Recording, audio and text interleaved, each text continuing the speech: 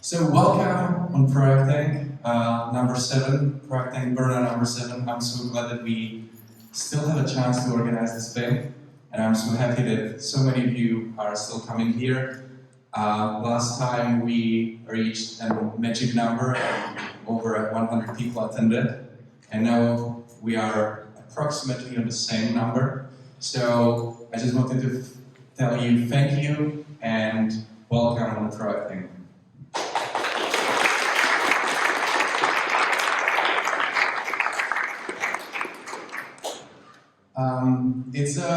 It's a pleasure for us because we joined with Martin just like a year ago, and before it was Tuma and Dominic and others organizing it, and I just wanted to take a look back and to the past a bit, because we are not here like for our second time, but it was several already Proactings and events this group organized, and those guys started with the idea back in 2019, and with amazing events, working with the community, starting with the fuck up nights and all these product discovery, prioritization, backlog monkeys, etc.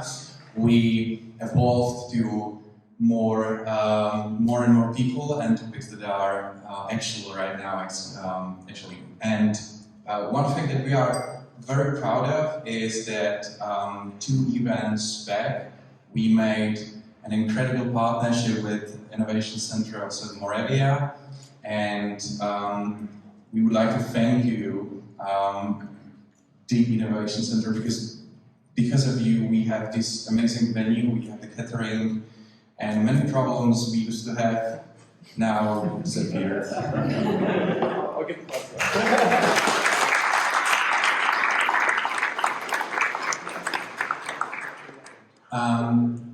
Before I pass the word to Jana, who's the representative of the Innovation Center here, and she will tell you a bit more about what they are doing and what they are planning and how they can support us. I would like to just remind that this community is really growing fast. We already have over 700 members in Brno, which is amazing. This is not the biggest group in the world, obviously. We're still in Brno, but we're very proud of that. But what is amazing is that approximately over 100 people are attending our events, which is something really incredible because we are the biggest in the European Union. Of course, when we did this research, we found out that London is bigger, but they are...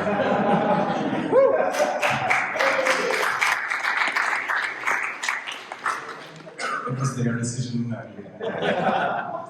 Anyway, why this is important, and we are not. This is not a sales pitch. I don't want to sell you anything. So presenting numbers isn't just my goal here. What is my goal is to thank you, because even though we are in uncertain times where companies go through the crises and there are layoffs and they are our bosses that panic, etc., etc., we still have enough time to come here, and give our energy and effort and time to education and learning and talking to each other and helping each other. This is something that I would like to thank you, because without you it wouldn't be possible. So thanks again.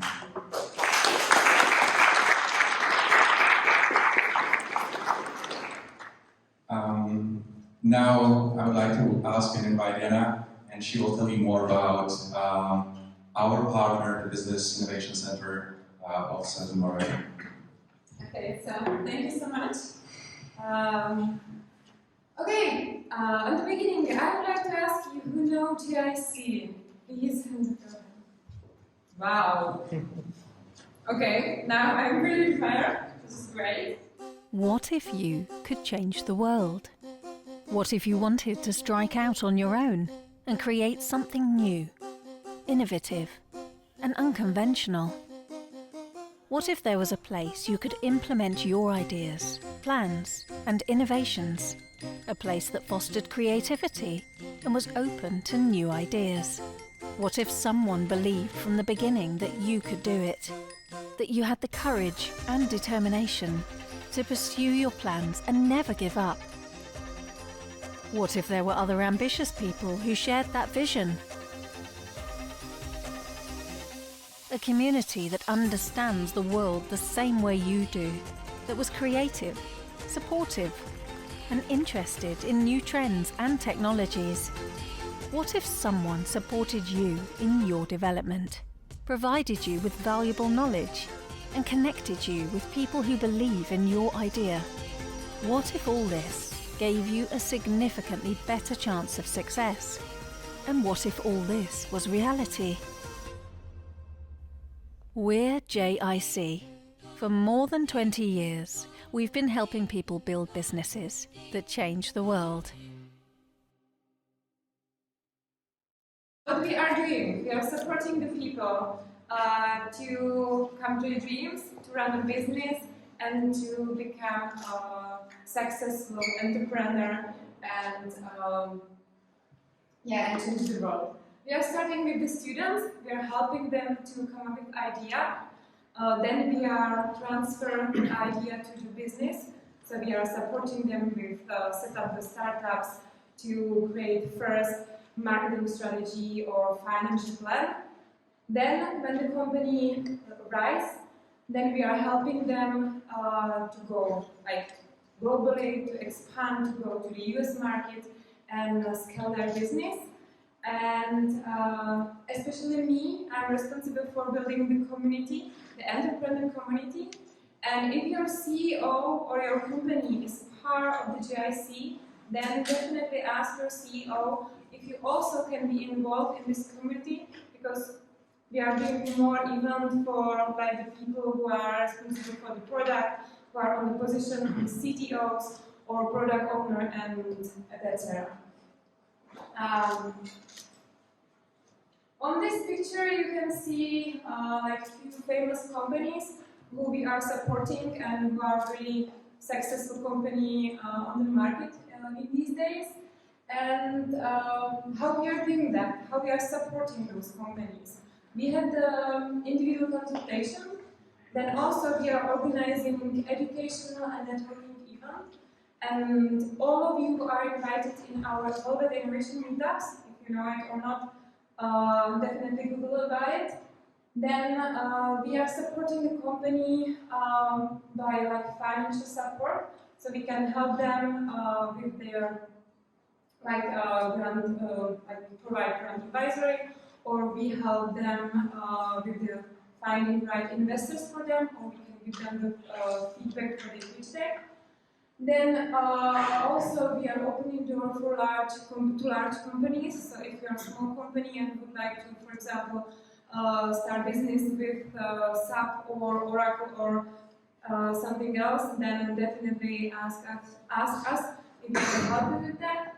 And then, as I said, if you're interested in the entrepreneur community, please talk to me and I will tell you more about it. And here, I have a really interesting opportunity for you. Sorry, some the headlines are unfortunately in Czech, but this is really amazing opportunity. So if you are now in a situation that you are looking for some money, how you can develop your product, or if you would like to create some new features for your product or system or whatever, this is really amazing opportunity, and you can get 800,000 Czech crowns for that. You can apply for it. There should be the QR code which should work, and you can apply for it and then present your amazing idea. And if you will be evaluated by a committee that it's worth it, then you can get those money. So I think it's really worth it for you.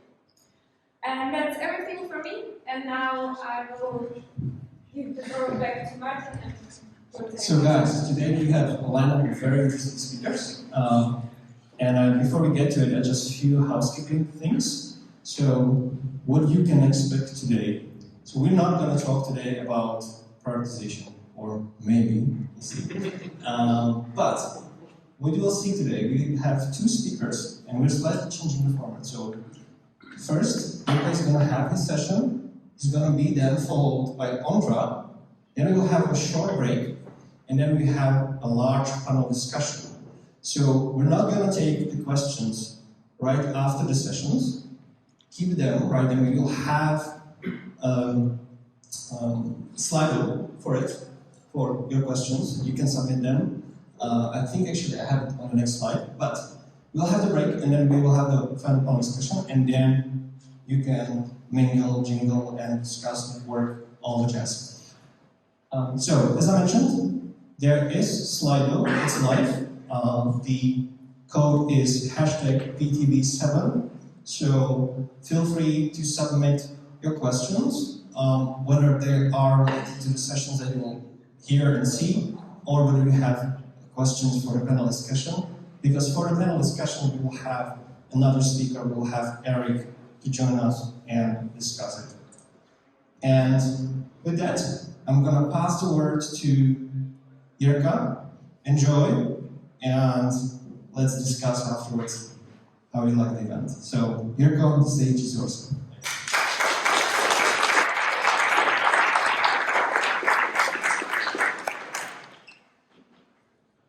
Now's the time for me to say a joke. Alright, awesome to see so many awesome people here. How's it looking? Doing my best. Uncertain times, right?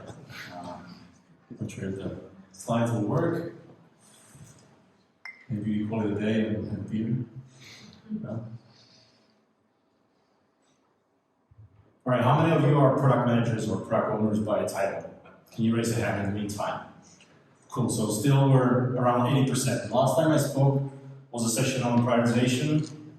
Thank you can lower your hand. I'm holding my hand up for you. Oh, yeah. Good one. Last time I spoke was about prioritization, and this time the guys told me, you know what, can you talk about uncertain times? And I just couldn't imagine, like, why could I miss this opportunity to share you my story? I don't love flying, I must admit. I haven't been on a plane in years, but maybe this won't be such a bad... We are cleared for takeoff. We're all gonna die! We're all gonna die! During the flight, I'll admit, I had a few difficult moments, but by the time we'd landed, here already, well, I have to say it wasn't so dreadful after all. Oh, I do apologise if I caused any distress, and I'm terribly sorry about the door. I had no idea it would fly off like that. Please send me a bill because I'd like to replace it. All right, so who's never felt like this at work? Please raise your hand. Awesome, I love you guys. If you hate what I'm going to talk about, we can chat about it later on. Because every single day we're bombarded by so many different things that are happening or not happening at all. We have to choose what we do when every single one of these items happen. Whether it's the market going down or whether it's our competitors that are slowly crawling at us. Our colleagues and talent is completely changing, and we have to rethink the way how we organize ourselves and how we make sure that we deliver the best of what we can do. Sometimes you are at a loss because you don't have people to actually support you, whether it's the data team or whether it's some other colleagues from the organization. Sometimes sales goes back to you and say, hey, we need to build this because our pipeline is drying and you got to build this feature X so we can actually close a deal. All those things are happening every single time, and sometimes either ourselves or the people around us start to panic. It's super hard to recognize which of these issues are just a noise because they happen in every organization, at least every organization I've worked with, and when it becomes a signal, a strong signal that something is really, really wrong in the way how our companies are working. You can notice that I'm talking about the company, not only about the product or development or UX. And that brings us to the point where we have to single out where we are. Is it a strong signal? Are the custom feature requests from customers coming more and more often, which indicates maybe there is a mismatch in terms of what we are offering to the market? Or maybe sales just needs more re-education in terms of what the product value is. Product has always been full of risks. I already mentioned some of them before, things like blockchain, which is gone, 3D printing, which is gone, VR, AR now gets surpassed by Gen AI, and every single CEO, technology leader, product management leaders are asking, is that thing going to destroy us? Is that going to change the way how we work? And again, we can end up in a situation where our customers start to say, you know what, we kind of have to balance out the money that we spend, and we start rethinking the relationship. Or there could be even the fact that some new regulatory framework, thank you, EU, comes at us and we say, okay, it's completely no value for our customers. It's not helping the user experience, it's not going to help us drive the sales. It's something that's protecting our business, our customers or something, but from a material perspective, that's not what your customers are going to pay for. Then we start to have new friends who are kind of joining the party. And I call them new friends because for some of you, they may be new. For some of us, they have been old friends, just masked in different colors, different entry points. Typically, when now we're seeing people are much more shifting companies, shifting gigs. You can see a new engineer come and go, joining the teams, sales, that's been happening for a long time and so on. Well, the engagement is running dry. You're like working with teams, and then you end up asking yourself, are these guys lazy, or what are they missing? Because the product is awesome, we're on a great mission, we're on a vision that's going to surpass everything, we're going to change the world. Or you can have much more dramatic changes to the company. One is that your investors start to think more about profitability over hockey sticks.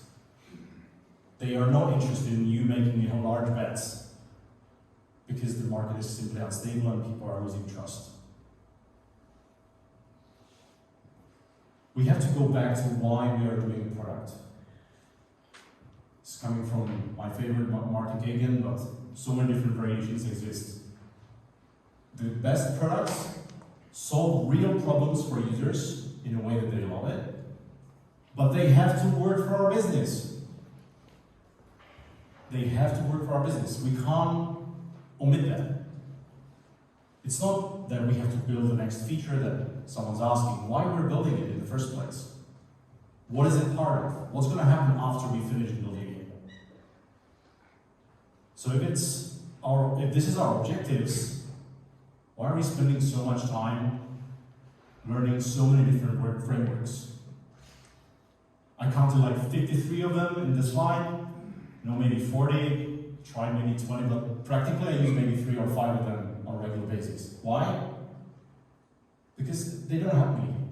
And if I exist in a problematic situation, I need to choose which one of them is going to help me.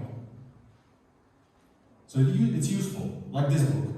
This was the first book that I received as a gift, Michal may remember, 12 years ago or something. It contains all the different options that how you can tackle pricing issues, how you can tackle competitive intelligence and so on. But in the end, this became a nice coaster that I actually used to increase the height of my monitor. Completely useless. There are 2 frameworks that I always get back to. Every single time. And again, I'm speaking from my experience, your mileage may vary. One of them is pragmatic marketing. I'm not a big advocate of using this, but it's what it reminds me of. It reminds me of the fact that product is not only me and UX or me and UX and developers, it's the entire organization. Without successful marketing, without successful sales enablement, you just have a piece of code piece of physical product, that's not going to work. Oops. It also helps me realize that if something's not working, to go back and figure out where exactly is that problem. Could it be that we don't have enough collateral, which means our sales is kind of struggling, and in the end, they start coming back to us with a question, can you build this for this customer? And we say, no, we don't. Like, we don't do bespoke development. We sell what's on the counter. And they escalate it and so on and so on. You guys know the game. Or it can be that some of those functions or some of those responsibilities don't exist at all.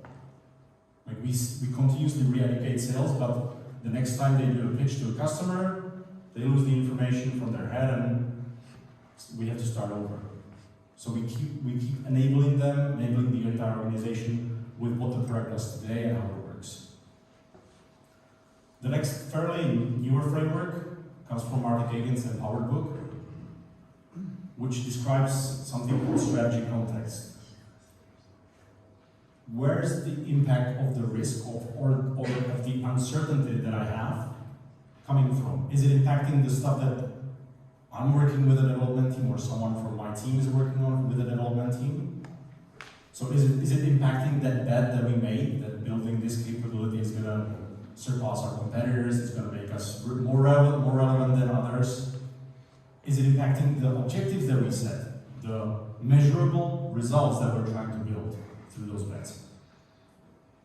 Or is it impacting something more complicated like our product strategy? Do we even have one?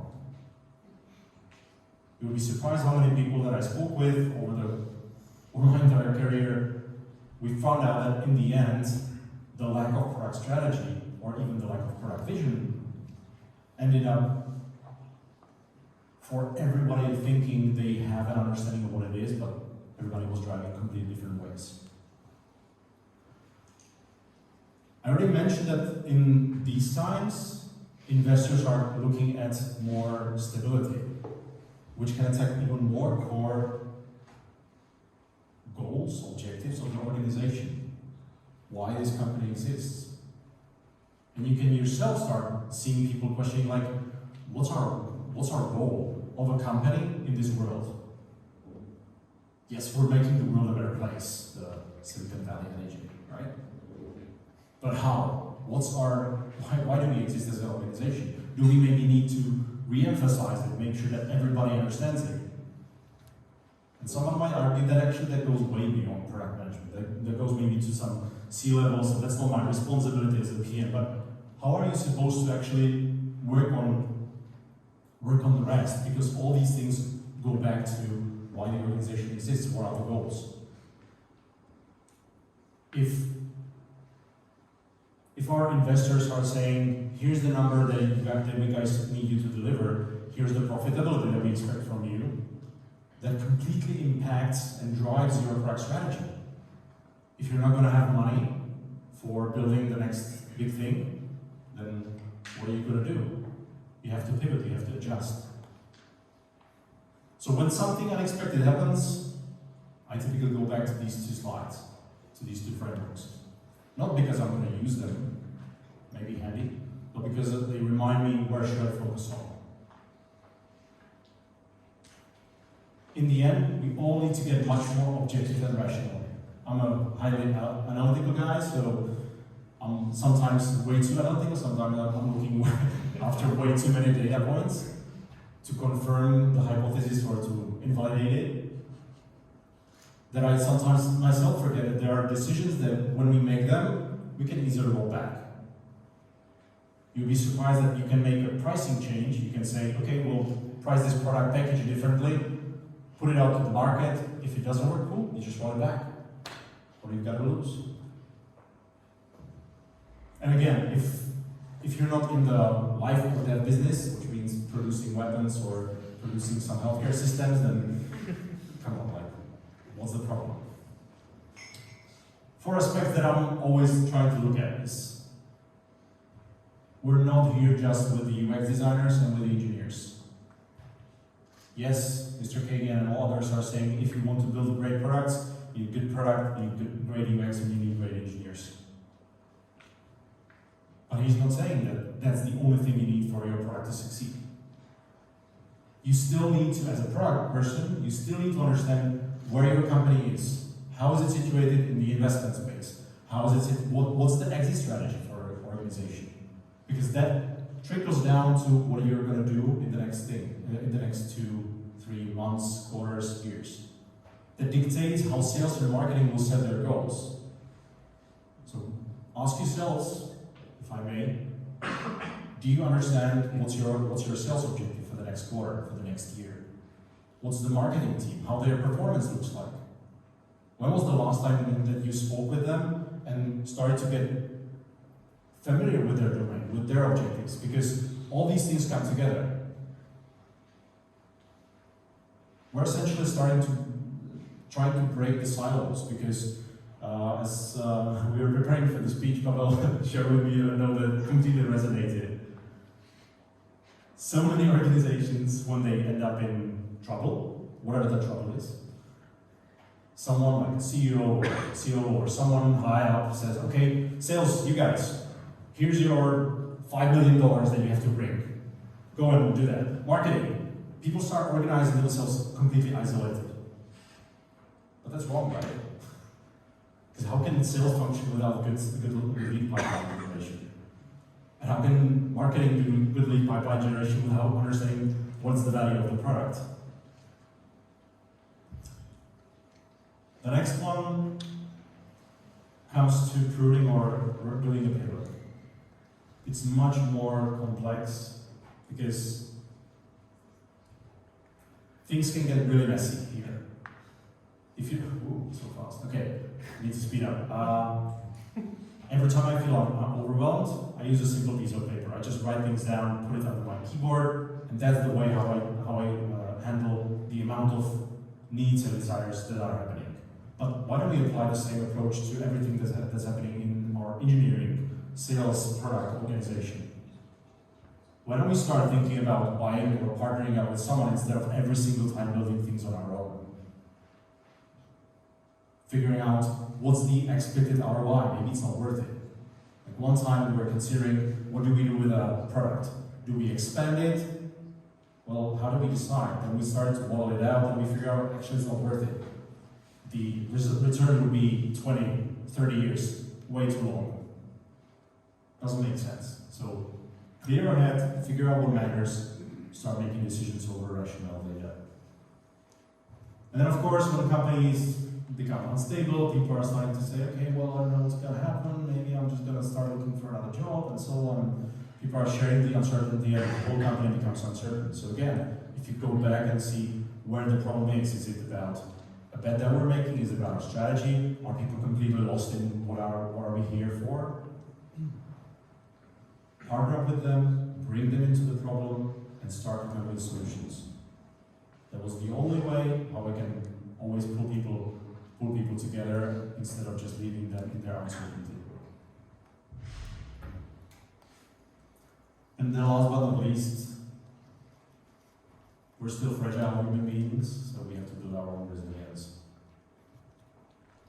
Whether it's a technique that like you take a look at your calendar and you figure out like what gives you energy or what drains your energy, which meetings are possibly useful. Or another technique that I've tried several times, and it's kind of handy. Every morning you wake up and you say, what's the best outcome for every single meeting that I'm going to do today? Yes, it's completely full because just crazy full. But in the end, we don't want to become completely useless human beings in the organization when we're out of our mind. So if we go back to the original questions, what do we do when the whole market is in flux? Maybe not much. But we can at least observe how our competitors are doing. Are they going down as well? Cool, that calls me down, but that also means there is an opportunity. The best investors make money when the market is down. Because they make hard, big bets on buying a company, buying a product, partnering up with someone, consolidating. If you have demotivated colleagues, there are people are being let go and so on, again, it could be because they don't have a clear vision. They no longer buy into the company's mission.